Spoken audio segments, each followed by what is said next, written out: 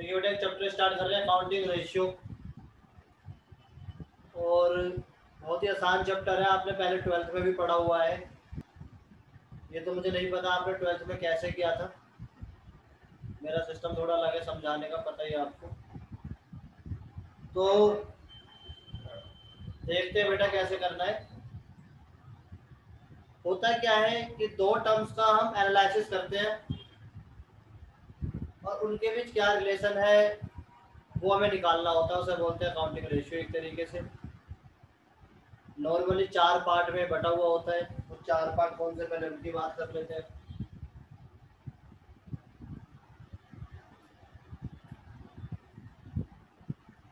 तो जो accounting ratio हमारे 4 पार्ट में बटा हुआ है बेटा, उसमें सबसे पहला पार्ट है लिक्विडिटी, दूसरा पार्ट है सॉल्वेंसी, तीसरा पार्ट है एक्टिविटी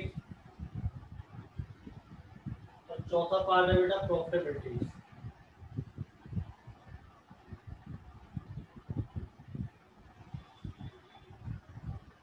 ठीक है, 4 पार्ट है। और इसके अंदर कौन कौन सी रेशियो आती है वो मैं आपको बताता हूँ। आपके सेकंड ईयर में कुछ अलग भी, पहले हम थोड़ी सी 12th वाली बात कर लेते हैं, फिर उसके आगे हम सेकंड ईयर वाली बात भी करेंगे। तो current ratio, liquid ratio, liquidity में 2 है जो शॉर्ट टर्म बताती है हमें कि शॉर्ट टर्म पोजीशन क्या है हमारे बिजनेस की। सॉल्वेंसी के अंदर डेब्ट इक्विटी,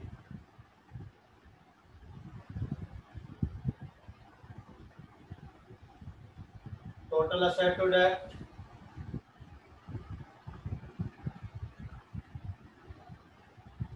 प्रोप्राइटरी,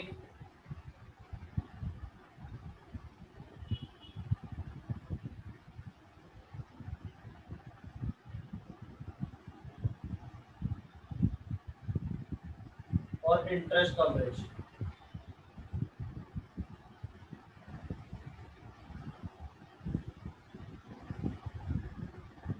ये 4 रेशियो जो है हमारी सॉल्वेंसी के अंदर है बेटा। इसके आगे एक्टिविटी में हमारी इन्वेंट्री टर्नओवर,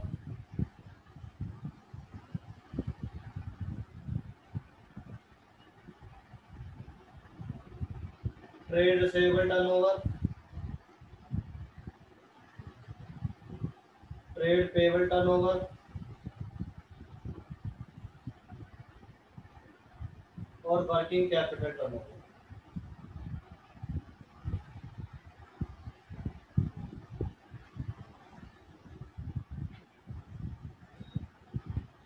ठीक है बेटा।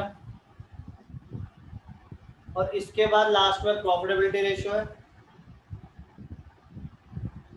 तो प्रॉफिटेबिलिटी के अंदर प्रॉफिट से रिलेटेड सारी,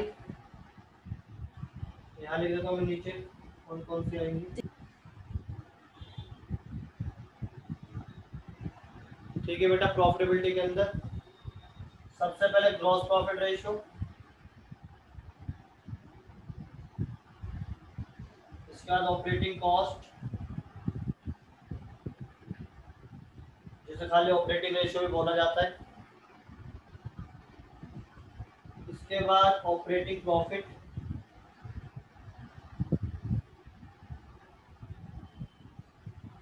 इसके बाद नेट प्रॉफिट और लास्ट में रिटर्न ऑफ इन्वेस्टमेंट। तो आपके आगे बहुत काम आएंगे रिटर्न ऑफ इन्वेस्टमेंट। तो बेटा हमारे पास जो करने के लिए है यहाँ पर, वो टोटल 15 टाइप्स की रेशियो है। ठीक है,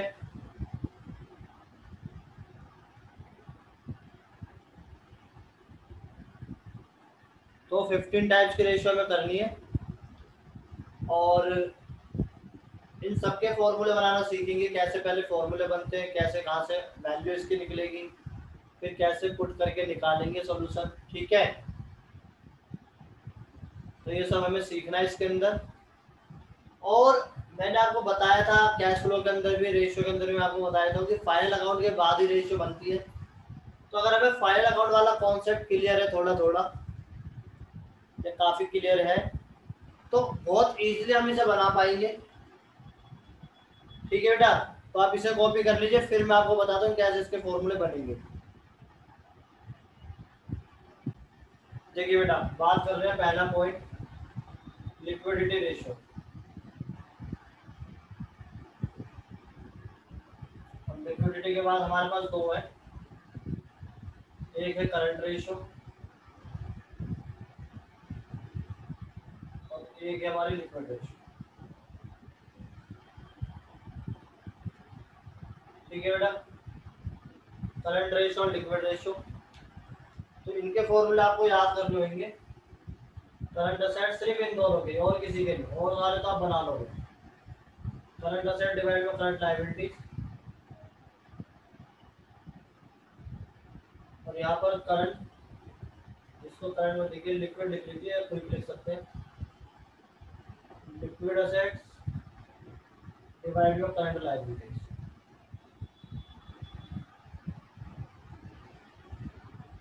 और आप सारे 12th करके आए हो सेकंड ईयर में या फिर सेकंड सेम में, जो भी हो, आप सबको पता है कि ये वाले दोनों फॉर्मूले हर बच्चे को याद रहते हैं। ये दो फॉर्मूले है ही ऐसे कि हर बच्चे को याद रहते हैं, फिर आगे वाले भूल जाते हैं। बट ठीक है, करंट रेशियो निकालने के लिए हमें करंट असेट करंट लायबिलिटी की रिक्वायरमेंट है, लिक्विड रेशियो निकालने के लिए हमें लिक्विड असेट और करंट लायबिलिटी की रिक्वायरमेंट है।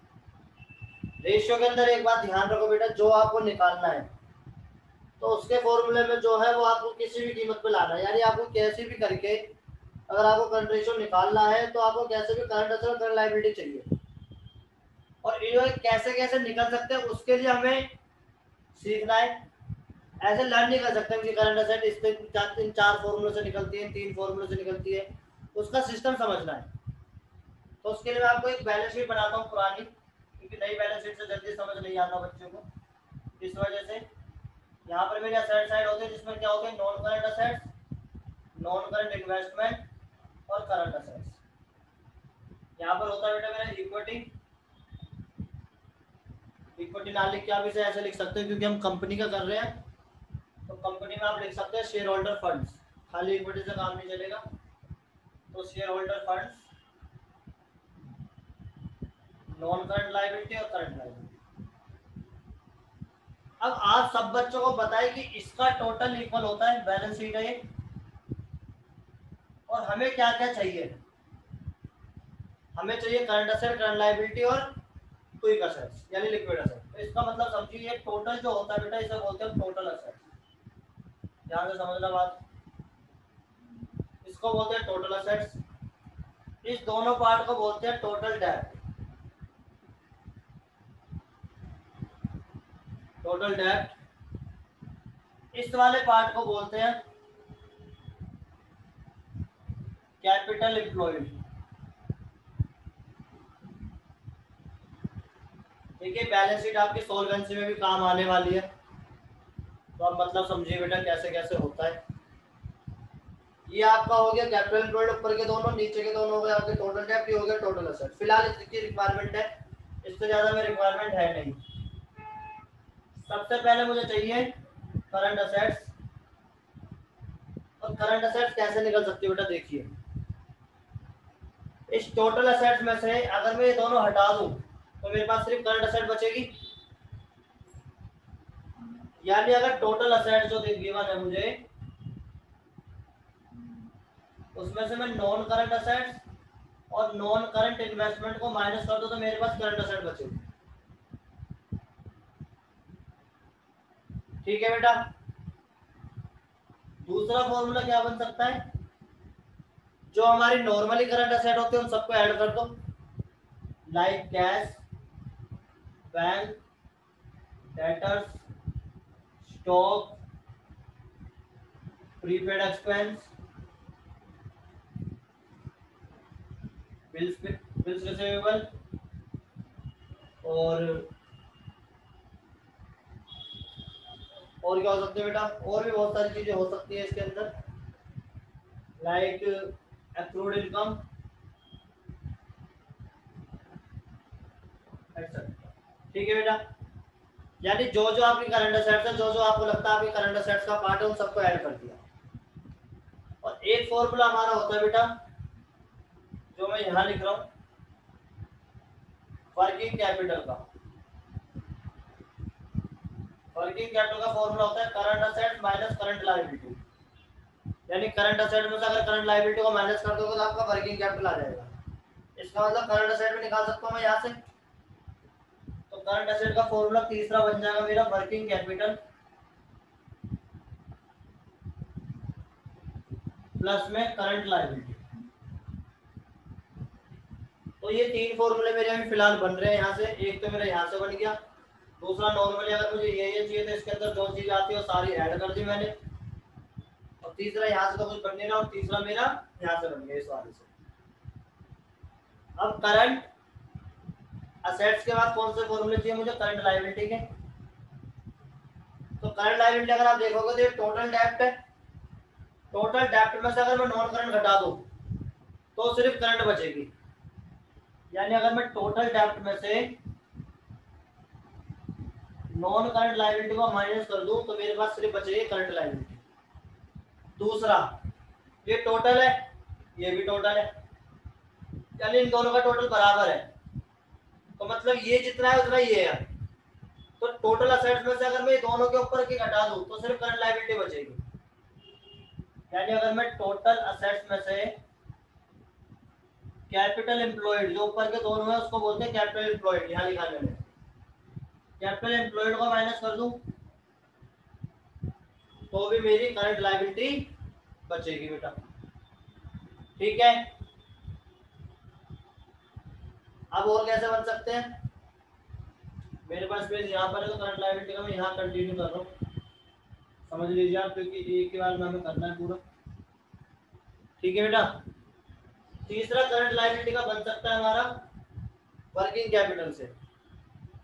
अगर मैं वर्किंग कैपिटल से बनाऊंगा तो करंट लायबिलिटी इधर चला जाएगा और वर्किंग कैपिटल इधर आ जाएगा, यानी सीए माइनस वर्किंग कैपिटल, यानी current assets minus working capital. एक फॉर्मूला ये बन गया, तीन मेरे ऑलरेडी बन गए बेटा। चौथा क्या बन सकता है? चौथा मेरा बन सकता है जो जो मेरा करंट लायबिलिटी के अंदर आता है वो सारा। तो कैश का अपोजिट कुछ नहीं होता, बैंक का अपोजिट बैंक ओवरड्राफ्ट, डेट का अपोजिट क्रेडिटर्स, स्टॉक का नहीं होता, प्रीपेड का आउटस्टैंडिंग, आउटस्टैंडिंग एक्सपेंसेस, बीआर का बीपी, एक्रूड इनकम का इनकम रिसीव्ड एडवांस,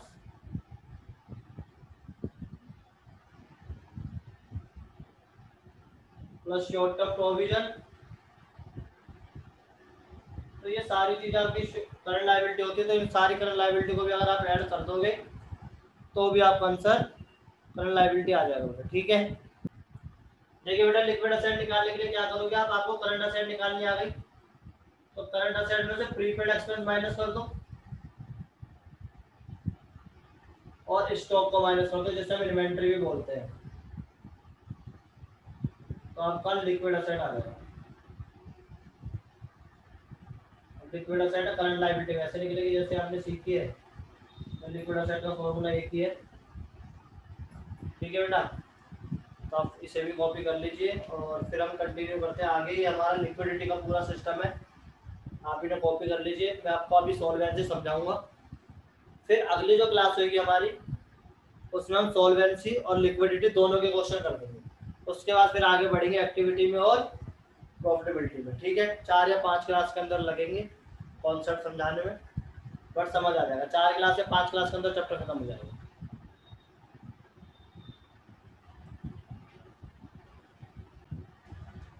देखिए बेटा, आगे बढ़ते हैं और सॉल्वेंसी रेशियो और करते हैं आगे आज इसके फॉर्मूले, और उसके बाद हम अगली क्लास में इसके प्रैक्टिकल क्वेश्चंस भी करेंगे।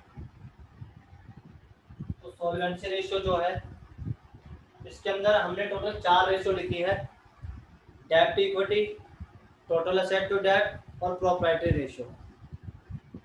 तो पहले बात कर लेते हैं डेब्ट टू इक्विटी की।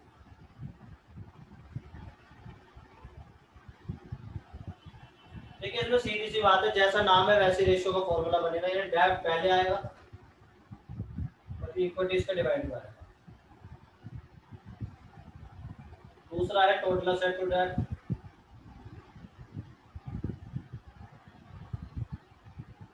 जैसा नाम है वैसे ratio, total assets divide by debt. तीसरा प्रोप्राइटरी। देखिए प्रोप्राइटरी रेशियो कैसे निकलेगी बेटा, हमारे पास तीन स्टेप हो गए, डेट हो गया, इक्विटी हो गया और टोटल असेट हो गया।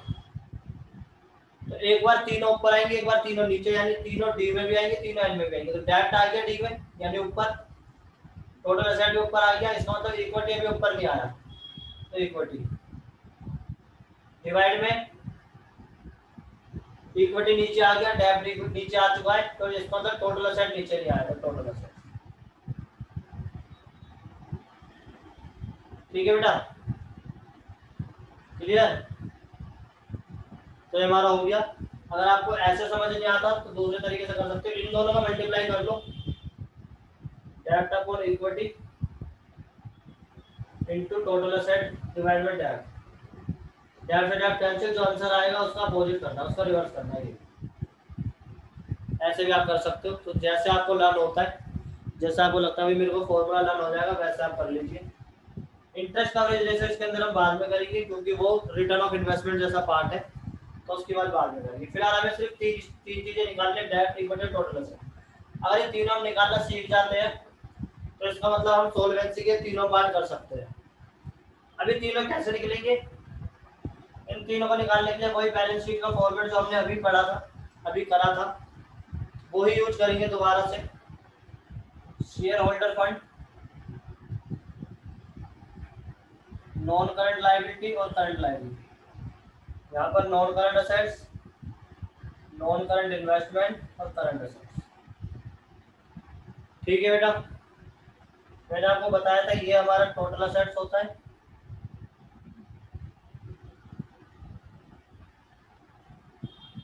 ये वाला जो पार्ट है हमारा, इसे हम टोटल डेब्ट बोलते हैं, और ये वाला जो पार्ट है हमारा, ये दोनों मिला के इसे बोलते हैं हम कैपिटल एम्प्लॉय।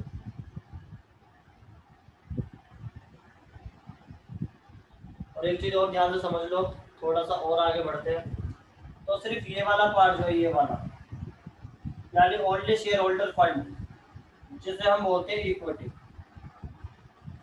और जो ये मैं ले रहा हूँ सर्कल में नॉन करंट लायबिलिटी, इसको हम बोलते हैं डेब्ट। ठीक है बेटा, तो इसका मतलब हमें एक तो ये निकालना है इक्विटी, एक ये निकालना है डेब्ट, और एक टोटल असेट दिया। तो सबसे पहले बात करते हैं डेब्ट। देखिए डेब्ट कैसे कैसे निकल सकता है हमारा। एक तो टोटल डेब्ट में से अगर मैं करंट लायबिलिटी घटा दूं तो खाली डेब्ट बचेगा, यानी टोटल डेब्ट, पहला फॉर्मूला इसका जो बन सकता है हमारा, टोटल डेब्ट माइनस करंट लायबिलिटी। दूसरा फॉर्मूला क्या बन सकता है बेटा, कैपिटल एम्प्लॉयड है दोनों का टोटल, इसमें से अगर मैं सिर्फ इक्विटी हटा दूं यानी शेयर होल्डर फंड हटा दूं तो सिर्फ डेब्ट बचेगा, यानी कैपिटल एम्प्लॉयड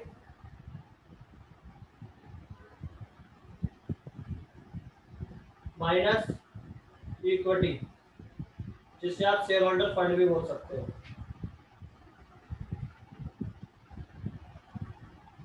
तीसरा, अगर मैं टोटल असेट्स में से शेयर होल्डर फंड घटा दूं और करंट लायबिलिटी घटा दूं तो भी ये बचेगा, यानी अगर क्वेश्चन में मुझे टोटल असेट्स गिवन है,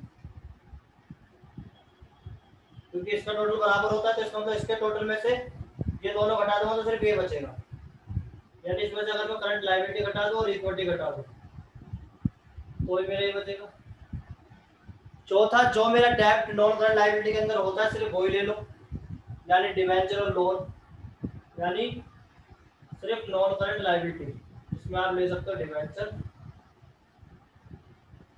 loan, bank loan, long term loan और long term provision.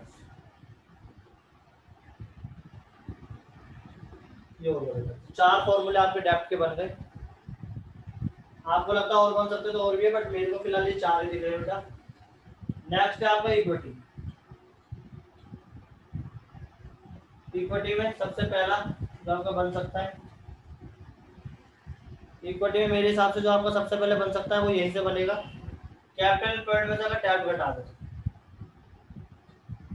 Capital employed में से अगर हम डेब्ट को माइनस कर दें तो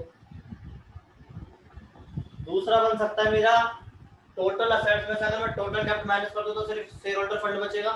इसका मतलब इक्विटी, इसका मतलब टोटल असेट्स में से अगर मैं टोटल डेब्ट माइनस कर दूं तो मेरा सिर्फ क्या बचेगा, इक्विटी। तीसरा बन सकता है आपका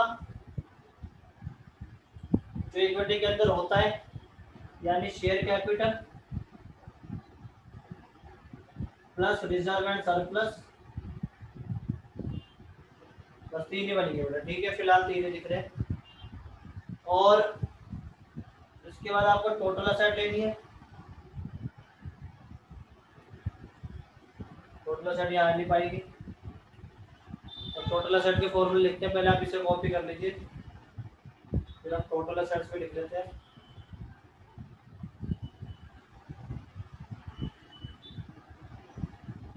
टोटल असेट्स के हम लिख सकते हैं,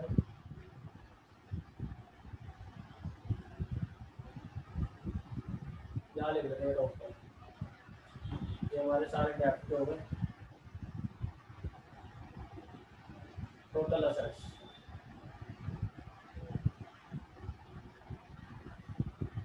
टोटल असेट का पहला जो बन सकता है, ये सारे असेट जोड़ दो, यानी non current assets plus non current investment plus current assets पहली। दूसरी ये सारे जोड़ दो, यानी कैपिटल एम्प्लॉयड में करंट लायबिलिटी जोड़ दो, तो capital employed plus current liability. तीसरा